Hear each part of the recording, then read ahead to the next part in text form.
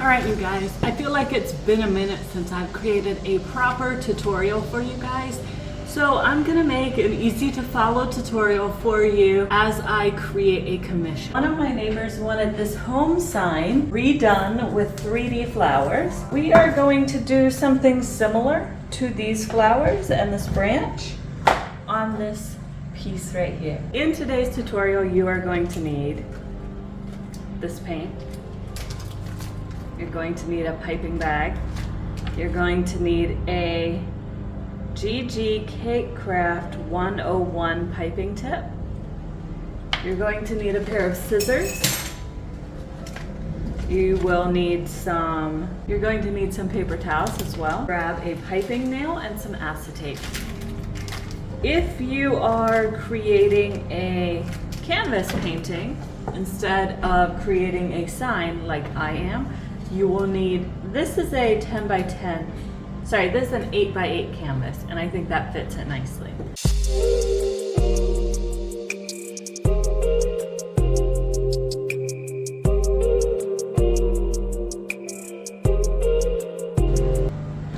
I plan to edit this video for you as well for this piece of artwork, which is our inspiration today.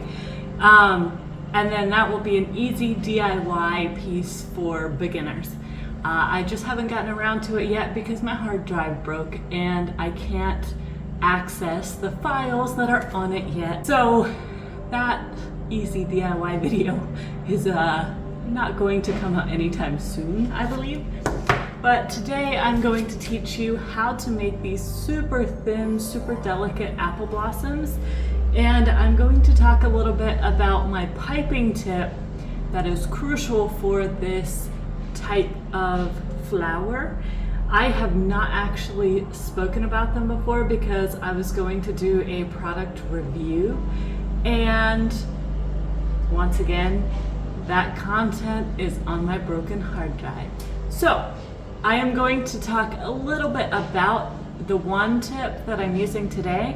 And then I'll circle back and kind of discuss like more about the creator or the company that I bought the tips from, because I don't remember right now, but in the voiceover I'll be sure to add that information.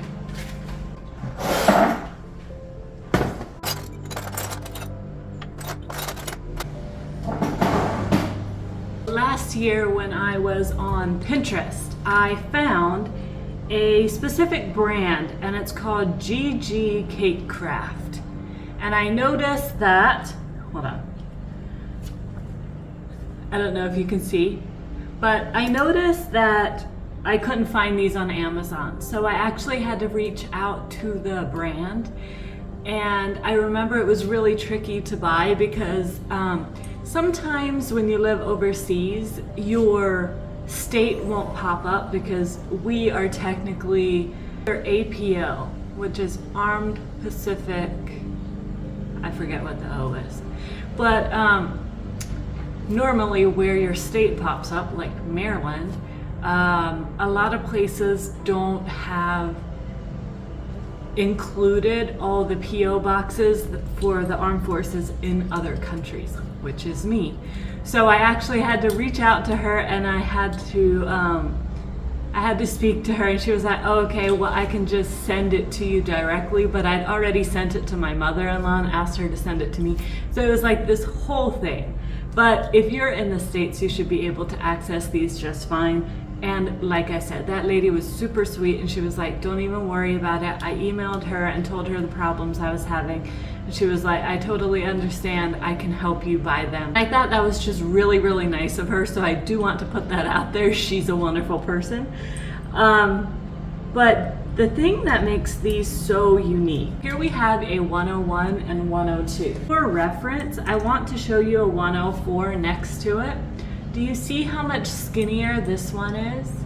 So when you're working with paint, the thing about paint is it pipes a little differently than icing.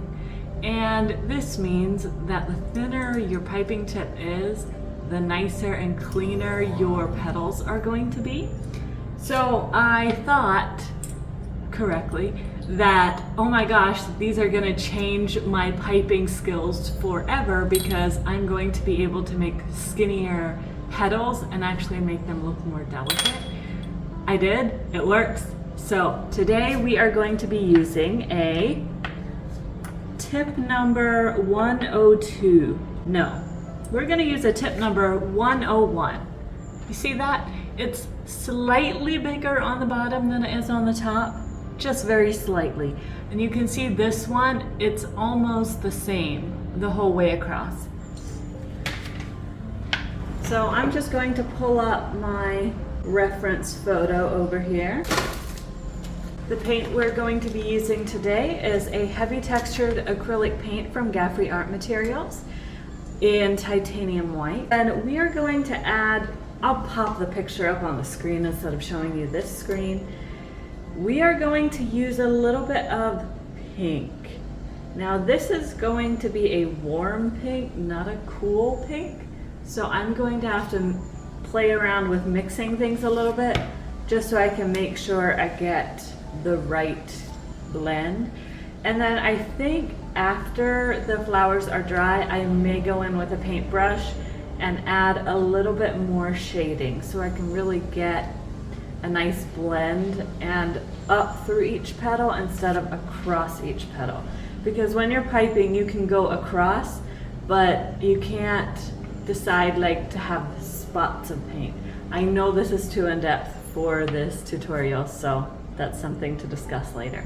So lately I've really been loving this quinacridone red from Gaffrey Art Materials, but it is a little bit on the cool side. Not like super blue base, but it leans a little more that way. So I'm going to see if I can tone it down a little. And then here we have cadmium red, and cadmium red is very warm. So I am going to pipe a little bit of this white heavy textured paint onto my plate. So normally, even though I put the clip on, there's going to be some dry paint clogging this tip. So you're just gonna wanna make sure that's nice and clean if you've already opened your bag of paint. If not, you just snip it and get started. So I'm gonna pipe some white paint here. So I'm gonna use a palette knife to mix. You can use pretty much anything you want. You can use a paintbrush as well, that's fine. And I'm going to take just the slightest bit of cadmium red and mix it in with my white and see how I feel about that color.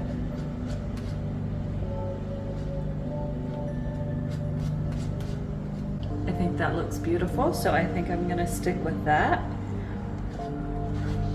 Perhaps I'll take the tiniest bit of quinacridone red and mix it into a portion of that and see how I feel about that.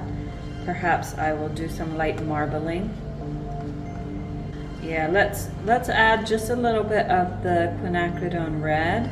This is a commission, by the way. So although I'm calling it a tutorial, I am figuring this out as I go along. All right, so I'm going to teach you a method. If you're brand new to piping with paint, you may not know it, but if this is not your first time, you probably already know about it. It's super cool, and it's a nifty way to make sure that you get really cool colors as you're piping, and then you won't have to go back in with a paintbrush to add all the colors. You can just add a small amount of details. So we're gonna take our bag and we're gonna turn it halfway inside out so that it's nice and neat and you won't get paint everywhere. You can see here on the bottom of this piping tip, the thicker end is going to be the inside of the flower. So we are going to take the darkest pink that we have and we're gonna gently place it into the very bottom of this piping bag. You're not gonna be messy like me and drop things. Do you see how I've added that?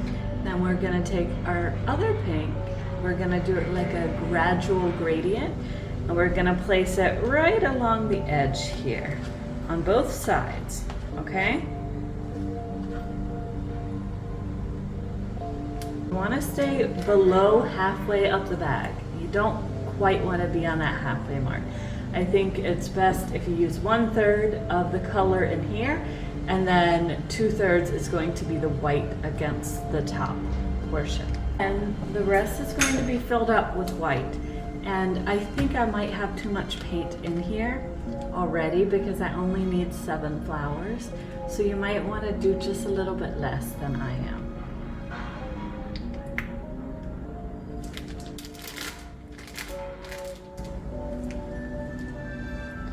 And then you're just going to gently kind of, you want to massage it a little bit so you don't get too many of those hard lines.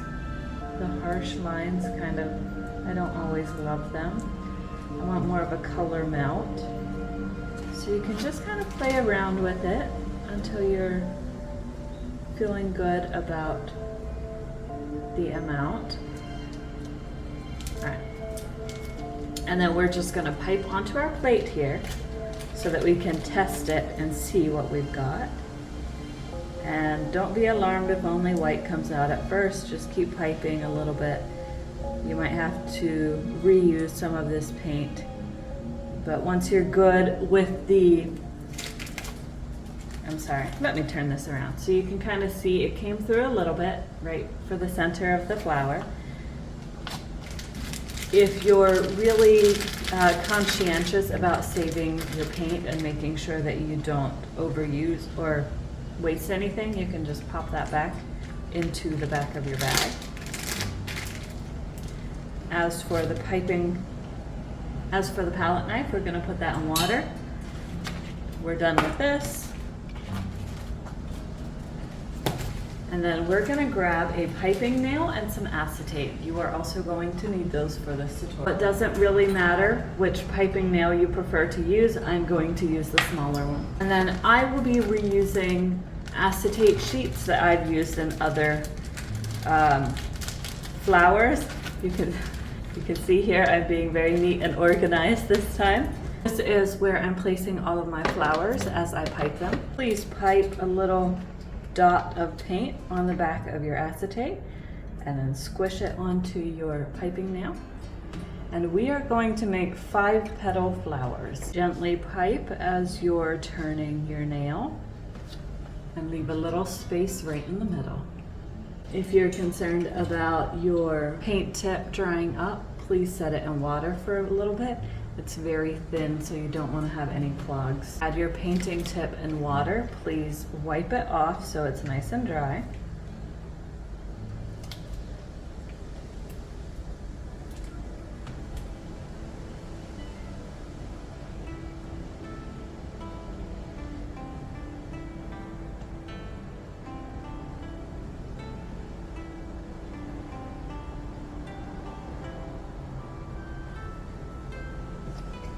If you're wondering how I get those kind of jagged edges, it's by just very gently moving my piping tip in a kind of shaky manner. If you don't want them to be quite so rippled, just go like this. And just slowly, slowly move your piping nail as you pipe, okay? And I will show you the difference between the two. See that one versus this one. So whichever way you prefer, go ahead and do that. I think I'm going to switch over to this because that's what my client saw when she was at my house, and she really liked it, so we're gonna stick with that one. Now some of these I'm going to add a second layer of petals to. So basically you're just going to make a smaller flower on top of this flower.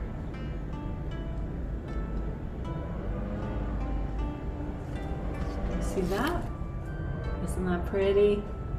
When I'm doing a commission, I do like to make a few extra flowers as well, just in case I like, you know, some of the flowers better.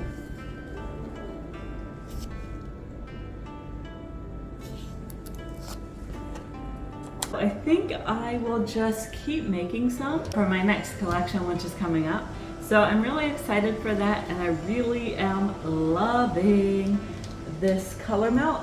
So I'm gonna stick with it for now, and I'm gonna keep making things. Now, when you're finished, you are going to squish the rest of the paint out of that tip into the trash can. Take your tip and put it in water. And then you can go clean it whenever you're available. All right, and that's what we've got. How pretty is that?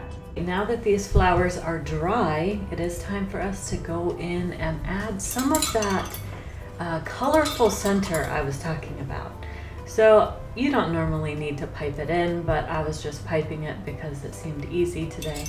And then I'm just feathering it out towards the center, towards the edge. And then I'm also preparing my center color.